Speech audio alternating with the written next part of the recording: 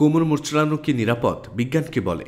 শরীরটা ম্যাজ করছে, বুক কোমর বাঁকিয়ে মটমট করে মোচড় দিলেন, একটু হয়তো আরামও পেলেন, কিন্তু এই সামান্য সুখ আপনার সারা জীবনের শান্তি কেড়ে নিতে পারে। 2007 সালে যুক্তরাষ্ট্রের ন্যাশনাল লাইব্রেরি অব মেডিসিনে কোমর মোচড়ানো বিষয়ক এক গবেষণায় দাবি করে মেরুদণ্ডে চাপ প্রয়োগ করে নড়াচড়া করানো হলে তাতে সাময়িক স্বস্তি পাওয়া যেতে পারে। অল্প সময়ের জন্য কোমর ও পিঠ ব্যথা কমতেও পারে, কিন্তু এটা যথাযথভাবে করা না হলে পেশিতে টান পড়তে পারে, এমনকি স্নায়ুতে আঘাত লাগতে পারে। কোমর মোচড়ালে তা মেরুদণ্ডের বিভিন্ন হাড়ের সন্ধির ভেতরে থাকা তরলকে নাড়িয়ে দেয়। এ সময় তরল সরে গিয়ে অস্থিসন্ধির ভেতরে বাতাসের বুদবুদ তৈরি করে, যা মটমট শব্দ হয়ে আমাদের কানে আসে। পরে তরল সেই শূন্যস্থান পূরণ করে এবং হাড় আবার তার যথাস্থানে ফিরে যায়। কিন্তু সবসময় কি হাড় সঠিক জায়গায় ফিরতে পারে? নাও তো পারে। তাই বারবার কোমর মোচড়ানো হালকা আরাম দিলেও এতে পেশিতে টান পড়ে লিগামেন্ট ছিঁড়ে যেতে পারে, এমনকি হাড় যথাযথ জায়গায় না বসে অস্বস্তি তৈরি করতে পারে। কোমর মোচড়ালে মোটা দাগে যেসব ক্ষতি হতে পারে, এতে স্নায়ুচাপ খেয়ে যেতে পারে, ফলে পিঠ ব্যথা, শারীরিক দুর্বলতা, এমনকি অজ্ঞান হয়ে যাওয়ার মতো ঘটনা ঘটতে পারে।